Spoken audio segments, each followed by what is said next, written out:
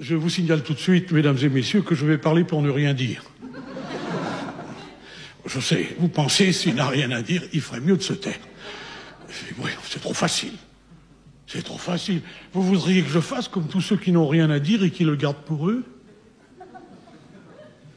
Eh bien non, mesdames et messieurs, moi quand je n'ai rien à dire, je veux qu'on le sache. Ça va vraiment foutre la merde. Une merde comme t'as pas idée. Qui perpétuent le système et qui font qu'on ne peut jamais en sortir. Notre liste, elle est hors système. Et pour donner une chance à un nouveau système, eh bien, un jour d'advenir à l'existence, il faut bien faire ce premier pas. Et ce premier pas, nous voulons le faire aux Européens. En face de lui.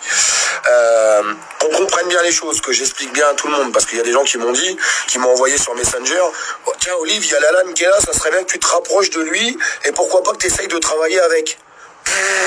Mais quelle blague! Mais quelle blague! Alors je vais vous dire pourquoi c'est une blague. Maintenant, monsieur Lalanne, j'ai quand même quelque chose à vous dire. Hier, vous avez réservé une plage privée sur Nice. Une plage privée, vous avez réservé une plage privée sur Nice, avec des cinquantaines de bouteilles de champagne, balancez du champagne pour votre petite réunion avec tous vos journalistes qui font de la désinformation depuis 6 mois, qui salissent le mouvement, qui salissent les gilets jaunes, qui salissent les Français et qui salissent tout ce qu'on fait depuis le début. On n'a eu aucun soutien d'eux à part faire de la désinformation. Et là, vous faites quoi? Vous louez une plage privée à Nice pour les beurrer au champagne? Pour vous donner quoi? La gloire? Pour que tout le monde puisse vous filmer? Pour vos européennes qui servent à rien? Vos européennes qui vont amener de la division? Parce que donner notre voix à vous ou à Chalençon, à une autre liste pour les européennes, c'est donner notre voix à Macron, parce que, monsieur Lalanne, vous ferez pas 5%, vous ne siégerez pas aux européennes, et tout ce que vous faites est complètement stupide. Complètement stupide. C'est de la merde. Monsieur Lalanne, vous avez fait la plus grosse erreur du mouvement. Vous avez fait de la merde. Vous avez fait une connerie monumentale, et en plus vous avez emmené des gens respectés et respectables avec vous dans votre groupe aux européennes. Pour rien, pour de la merde, T'es en plein rêve total. Tout ce que t'as fait, c'est de la merde, là. Tu as fait de la merde. Je ne me rapprochais jamais de monsieur Lalanne. Et je me répète, monsieur Lalanne, d'avoir réservé une plage privée hier à Nice, bombardé de champagne tous les journalistes, alors que, je me répète encore une fois, que vous buviez du champagne, ça ne me dérange absolument pas, vous faites ce que vous voulez avec votre argent. Par contre, aller beurrer tous les journalistes au champagne, vous avez préféré dépenser 800 000 euros, apparemment vous avez trop d'argent.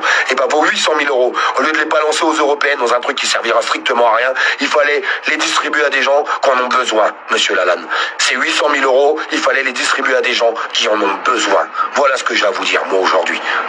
Et j'espère que tous les gens qui ont rejoint la liste de Lalanne, j'espère qu'ils vont tous l'abandonner avant les européennes, et j'espère qu'il va se retrouver tout seul et qu'il va comprendre son erreur, l'erreur qu'il a fait. Je ne me rapprochais jamais de monsieur Lalanne. Aujourd'hui, c'est mon anniversaire.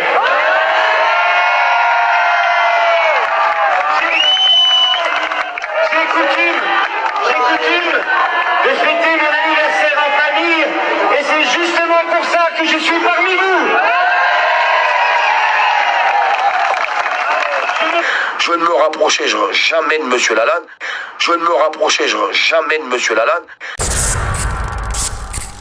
Patrick Sébastien, moi je l'adore. Mais j'aime beaucoup Patrick. J'ai toujours aimé Patrick Sébastien d'ailleurs. Le plus grand cabaret du monde, l'émission qu'il faisait sur France 2, j'adorais.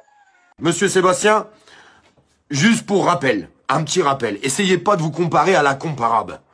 Vous avez été 20 ans sur le service public à faire le plus grand cabaret du monde. Une émission qui a été assez sympathique. Payée avec nos impôts, faut quand même vous le rappeler, payé avec nos impôts. Pendant que vous étiez en train de vous pochetronner au champagne avec tous vos invités sur vos tables dorées où ça bouffe à tout va et ça boit du champagne avec notre poignon. Or c'est bien, vous présentiez des sketchs et ce qui s'ensuit, c'est très très bien. À part ça, vous êtes déguisé quelquefois dans votre vie. Vous avez sorti des chansons totalement formidables. Monsieur Patrick Sébastien. Ils sont serrés les sardines ou faites tourner les serviettes. Vous avez jamais fini au top 50 avec ces chansons complètement pourrites à chier. Sincèrement à chier, je suis désolé de vous le dire. Vous avez voulu faire de la chanson, mais arrêtez de chanter. Il faut tourner les serviettes et les gigouettes. Et vous voulez donner des leçons à monsieur Bigard, monsieur Sébastien? Vous voulez donner des sons à monsieur Bigard? Ah, mais vous, c'est sûr. Parce que comme vous le dites, votre grand copain Macron qui vous a appelé, votre grand copain, parce que vous aimez ça, hein, vous aimez ça. Hein. Vous aimez beaucoup ça. Beaucoup, vous l'aimez ça. Vous n'allez pas porter vos couilles à dire que ce gouvernement fait de la merde. Vous n'allez pas porter vos couilles en disant qu'il y a des gens qui sont dans la souffrance. Vous n'allez pas porter vos couilles qu'il y a un gros problème aujourd'hui dans le système. Vous n'allez pas porter vos couilles en disant qu'il y a un problème en France. Vous n'allez jamais le faire, monsieur Sébastien. Jamais. Au grand jamais. Patrick Sébastien, moi je l'adore. Mais j'aime beaucoup Patrick. J'ai toujours aimé Patrick Sébastien d'ailleurs. Le plus grand cabaret du monde, l'émission qu'il faisait sur France 2, j'adorais. 0, 0, t'es un 0. T'es un 0. Hanouna, t'es un 0. Tu vois rien du tout. Je les ai tous vus devant. Enfin, je les ai tous vus dans ma télé.